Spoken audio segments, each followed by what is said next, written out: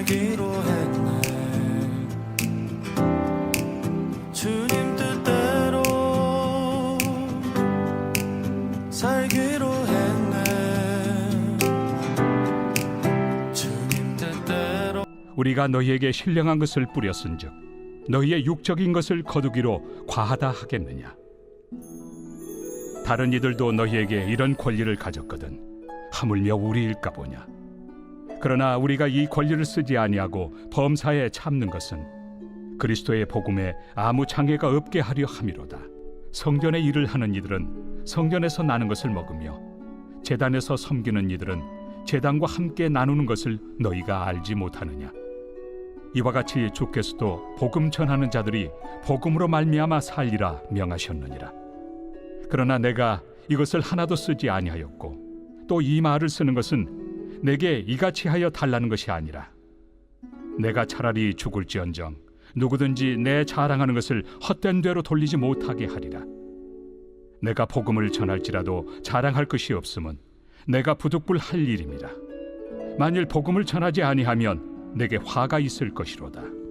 내가 내 자의로 이것을 행하면 상을 얻으려니와 내가 자의로 아니한다 할지라도 나는 사명을 받았노라. 그런즉 내 상이 무엇이냐?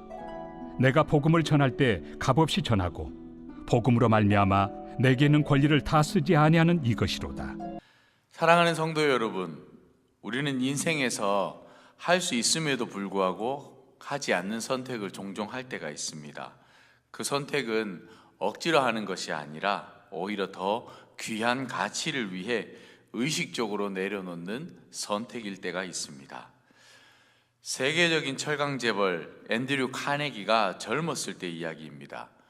그는 집에 아주 비싼 벽난로를 설치해 두고 무척 자랑스러워했습니다. 어느 날 손님이 와서 그 벽난로를 보고 칭찬을 했습니다. 카네기는 웃으면서 이렇게 말했다고 합니다. 사실 그 벽난로는 나를 위해 있는 것이 아닙니다. 나는 늘 바빠서 볼 시간도 별로 없습니다. 하지만 이 집을 찾는 손님들이 따뜻함을 느끼고 편안함을 얻길 바라며 설치한 것입니다. 여러분, 그 말 속에는 이런 뜻이 담겨 있습니다. 나는 누릴 수 있지만 다른 사람을 위해 내 기쁨을 내려놓을 수 있다는 것입니다. 그리고 카네기는 이런 말을 남겼습니다. 사람은 자기가 가진 것보다 갖고도 내려놓는 것으로 평가된다, 이렇게 말을 했다고 합니다. 사랑하는 성도 여러분, 사도 바울에게도 누릴 수 있는 권리가 있었습니다. 말씀을 전하고 교회를 세우는 사도로서 당연히 교회로부터 생활비를 받을 권리가 있었습니다. 그것은 성경적으로도 공동체적으로도 매우 합당한 권리였다라는 것입니다. 그러나 오늘 우리가 함께 읽은 말씀 속에서 바울은 그 권리를 포기하고 있습니다. 억지로가 아니라, 비굴해서가 아니라 오히려 복음의 걸림돌이 되지 않기 위해서 기쁨으로 포기하고 있는 것입니다. 바울은 우리에게 묻습니다. 너는 복음을 위해 무엇을 내려놓을 수 있느냐? 오늘 본문을 통해서 바울이 왜 그 권리를 내려놓았는지, 그리고 오늘 우리에게 주시는 하나님의 뜻이 무엇인지 같이 한번 살펴보려고 합니다. 바울은 11절에서 분명히 말하고 있습니다. 우리가 너희에게 신령한 것을 뿌렸은즉 너희의 육적인 것을 거두기로 과하다 하겠느냐. 즉 복음의 씨를 뿌렸으니 물질적 도움을 받는 것은 당연한 권리라는 것입니다. 12절에도 이렇게 말하고 있습니다. 다른 이들도 너희에게 이런 권리를 가졌거든 하물며 우리일까 보냐. 즉 다른 교회 지도자들도 이미 고린도 교회의 도움을 받고 있었고 사도 바울과 같은 사람은 더더욱 누릴 수 있는 위치에 있었다라는 것입니다. 그러나 바울은 이어서 이렇게 고백합니다. 그러나 우리가 이 권리를 쓰지 아니하고, 이렇게 말씀하고 있습니다. 참 놀라운 점입니다. 권리가 없어서가 아니라 권리가 있지만 복음을 위해 사용하지 않는다라는 것입니다. 바울이 권리를 사용하지 않는 이유는 단 하나입니다. 12절 말씀에 보면 그리스도의 복음에 아무 장애가 없게 하려 함이로라 이렇게 기록하고 있습니다. 바울이 두려워하는 것은요, 가난이 아니었습니다. 바울이 무섭게 여기는 것은요, 오해였습니다. 혹시라도 사람들이 바울은 돈 때문에 복음을 전한다라고 생각한다면 복음 자체가 손상될 수 있기 때문이었습니다. 그 오해를 받지 않으려고 했다라는 것입니다. 그래서 바울은 기꺼이 말합니다. 오늘 보면 15절은 이렇게 기록하고 있습니다. 그러나 내가 이것을 하나도 쓰지 아니하였고 또 이 말을 쓰는 것은 내가 이같이 하여 달라는 것이 아니라 내가 차라리 죽을지언정 누구든지 내 자랑하는 것을 헛된 대로 돌리지 못하게 하리라. 바울의 자랑은 복음을 값없이 전했다라는 것입니다. 왜냐하면 그는 복음이 어떤 값으로도 환산될 수 없는 하나님의 선물인 것을 알았기 때문입니다.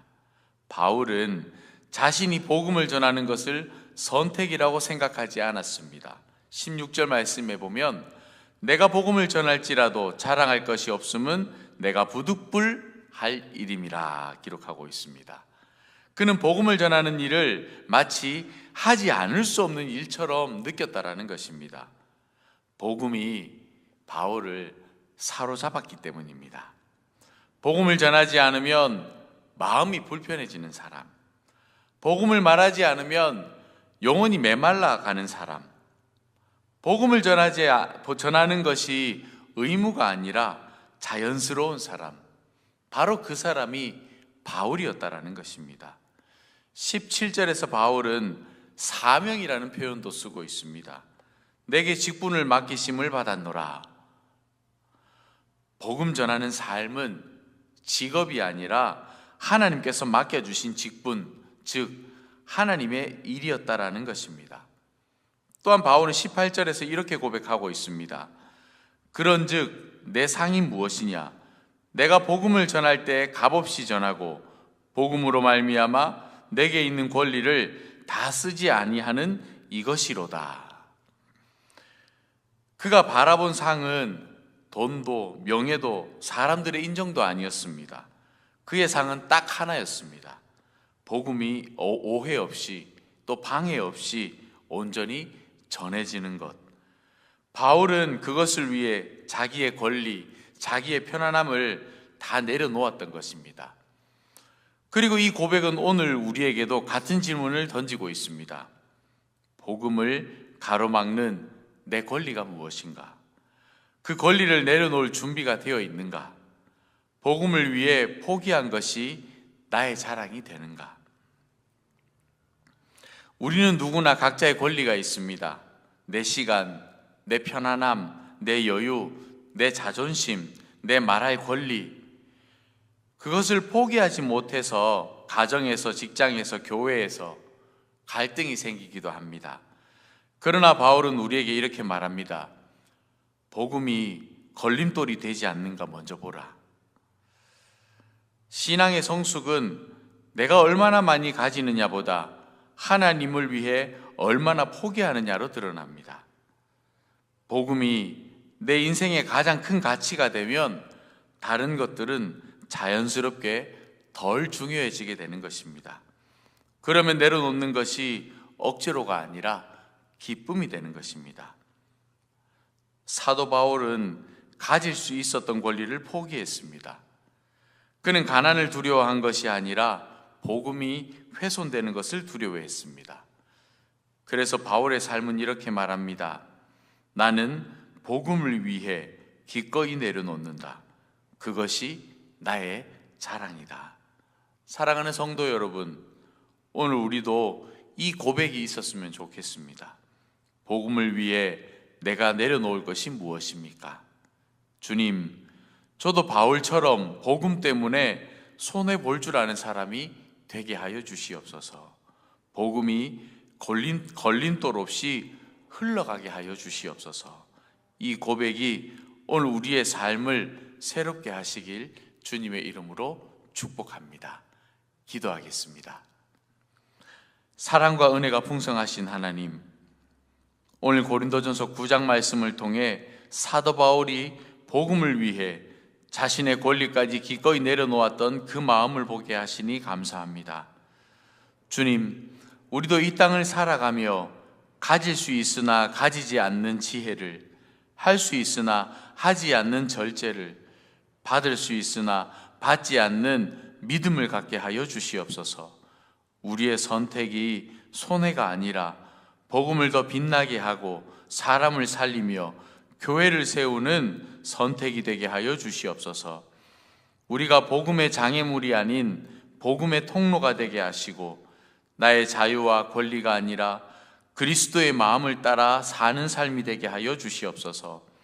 오늘 말씀을 마음에 새기며 주님께서 주신 자리에서 바울처럼 기쁨으로 복음 때문에 선택하는 성숙한 제자가 되게 하여 주시옵소서. 이 모든 말씀 우리를 자유케 하신 예수 그리스도의 이름으로 기도합니다. 아멘.